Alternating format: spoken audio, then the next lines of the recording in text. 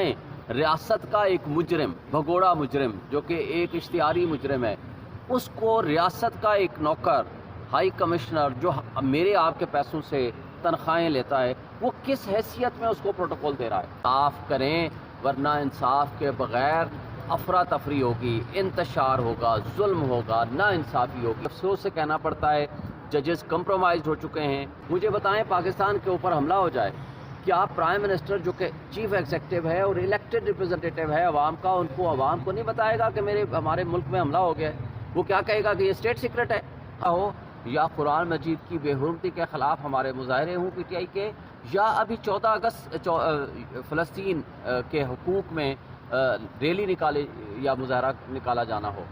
इन हर मौके पे सिर्फ पीटीआई के वर्कर्स के ख़िलाफ़ मुकदमात दर्ज हुए, उनको जेलों में बंद कर दिया गया। क्या आइन मुअत्तल हो चुका है? क्या बुनियादी हुकूक मुअत्तल हो चुके हैं? क्या आप 1970 और 71 को दोहराना चाहते हैं? नहीं, देखें, इस वक्त जो सिचुएशन बन चुकी है कि पूरे पाकिस्तान में 100 के करीब मकामात पे पीटीआई ने अप्लाई किया कि जनाब उनको भी जलसा करने की इजाज़त दी जाए। तमाम पॉलिटिकल पार्टीज़ को जलसे करने की इजाज़त है, मगर पीटीआई को किसी जगह पे भी जलसा करने की इजाज़त नहीं दी गई। करक में जलसा करने की कोशिश की पीटीआई ने तो उनको सीधी गोलियां मारी गईं। इसी तरह मर्दान में, इसी तरह सवात में कार्नर मीटिंग की with in the boundary wall, जो कि आइन के मुताबिक किसी जगह कोई ज़रूरत नहीं है पूछने की, मैं अपने घर में क्या फंक्शन कर रहा हूँ, पॉलिटिकल डिसीजन करता हूँ, ये आइन के तहत मुझे अख्तियार हासिल है।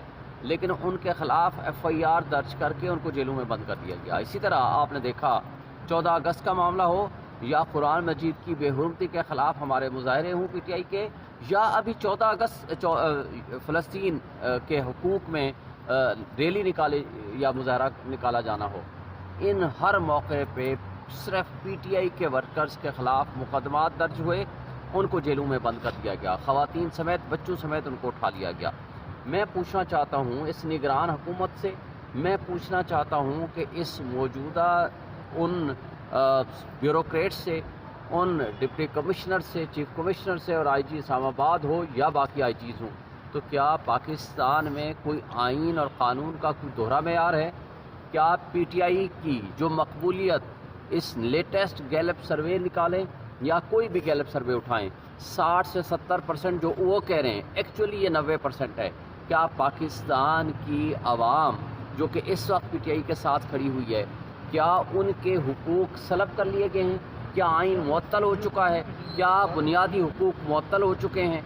क्या आप 1970 और 71 को दोहराना चाहते हैं कि जब आपने मुल्क की एक मोस्ट पॉपुलर लीडरशिप जो इलेक्शन जीत गई, शेख मुजीबुर रहमान की अवामी लीग 161 सीटें ली, उसके मुकाबले में शेख मुजीबुर रहमान को क्रश करने के लिए आपने फोर्स यूज़ किया, खुदा न खास्ता आपका मुल्क 2 लाख हो गया। क्या आपने उससे सबक नहीं सीखा? क्या हमारे मुल्क में ये इंसाफ है? और UNDP की रिपोर्ट के मुताबिक अवाम का पैसा, ये अशराफिया, ये जो सिविल ब्यूरोक्रेसी है या मिलिट्री ब्यूरोक्रेसी है या ये हुक्मरान है, ये $18 बिलियन सालाना ये मुफ्त मराहत ले रहे हैं। किसके पैसे से? मेरे आपके पैसे से। लेकिन वो काम क्या कर रहे हैं? सिर्फ मेरे और आपके हक को दबाने के लिए, हमारे राइट्स को दबाने के लिए, हमारे राइट्स को सल्ब करने के लिए। हमारा ये बुनियादी हक है कि हम जिस पार्टी को वोट देना चाहें, जिसको हम इक़्तिदार देना चाहें, हम आवाम का हक है हम उनको इक़्तिदार दें ताकि आइन के मुताबिक वो उमूर मुमलिकत अंजाम दें। लेकिन ये एक ऐसा दोहरा मेयार कायम करके, ये सिचुएशन पैदा करके, ये क्या तासुर देना चाहते हैं कि क्या अंग्रेज़ों से निजात या ग़ुलामी से निजात हमने इसलिए हासिल की थी? क्या हमारे असलाफ़ ने, क़ायद आज़म ने, अल्लामा इकबाल ने इस पाकिस्तान को इसलिए बनाया था कि आप ग़ुलामी का ज़माना वापस ले आएँ, यहाँ माफिया का राज हो, यहाँ इंसाफ पे मबनी फ़ैसले ना हों, यहाँ लोगों में अफरा तफरी फैले, यहाँ 2 तबक़ात बन जाएँ, एक तबका अशराफिया बन जाए, एक तबका माफिया बन जाए और पूरी आवाम एक साइड पे आ जाए। हमने इसलिए मुल्क हासिल नहीं किया था। मेरा ख़्याल है ये इंसाफ करें, वरना इंसाफ के बग़ैर अफरा तफरी होगी, इंतशार होगा, जुल्म होगा, ना इंसाफ़ी होगी और उसका नुकसान आपको भी होगा, ریاست کو بھی ہوگا، ریاستی اداروں کو بھی ہوگا۔ اچھا سر، کیا سمجھتے ہیں آپ نے 1971 کے جو ماضی میں ایک واقعہ ہوا تھا، ملک 2 لاکھ ہو گیا تھا، آپ نے مثال دی ہے، دوبارہ دیکھ رہے ہیں اگر یہ دوبارہ انصاف اور قانون کی جو جنازے نکالے جا رہے ہیں، بار بار عدالتیں ریلیو نہیں دے رہی یا بغیر آئین کے ایک ملک چل رہا ہے، تو سمجھتے ہیں کہ دوبارہ 1971 کی سچویشن پاکستان میں بن سکتی ہے یا 9 مئی کو جو واقعات ہوئے ہیں ہمیشہ سے لوگوں کو ہمیشہ کے لیے تقریباً دبا دیا گیا ہے، تو اس مسئلے کے بعد پھر بھی وہ ہمیں دیکھیں اللہ نہ کرے کہ ایسی کوئی ہم 70 یا 71 والی پوزیشن پہ جائیں، مگر میں ان سے پوچھتا ہوں جو مقتدر لوگ بیٹھے ہوئے ہیں، جو اشرافیہ بیٹھا ہوا ہے، جو مافیا کا روپ دھار چکا ہے، کیا یہ ریاست پاکستان کے عوام کا حق نہیں ہے کہ ریاست پاکستان کے عوام اپنے فیصلے اپنے ہاتھوں میں لیں؟ کیا ان کے حقوق سلب کر کے آپ مزید افراتفری پیدا کر کے کیا یہ ہماری ریاست متحمل ہو سکتی ہے؟ مجھے بتائیں، ریاست کا ایک مجرم، بھگوڑا مجرم جو کہ ایک اشتہاری مجرم ہے، اس کو ریاست کا ایک نوکر، ہائی کمشنر جو میرے آپ کے پیسوں سے تنخواہیں لیتا ہے، وہ کس حیثیت میں اس کو پروٹوکول دے رہا ہے؟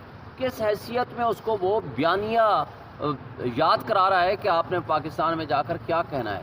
یہ اگر آپ کے ریاست کے معاملات ہیں تو مجھے بتائیں کہ پھر بنانا ریپبلک کیا ہوتی ہے؟ وہ اسی طرح کے حالات ہوتے ہیں۔ سر یہ بتائیے گا، خبریں گردش کر رہی ہے کہ اگر سائفر کیس میں خان صاحب کو 14 سال تک بھی سزا ہو سکتی ہے، تو سر کیا واقعی اگر سزا ہوگی بھی تو سر کتنے عرصے تک ہو سکتی ہے؟ کتنی سزا ان کو ہو سکتی ہے؟ دیکھیں، سائفر کیس بنانا ہی بدترین غلامی کی مثال قائم کرنا ہے۔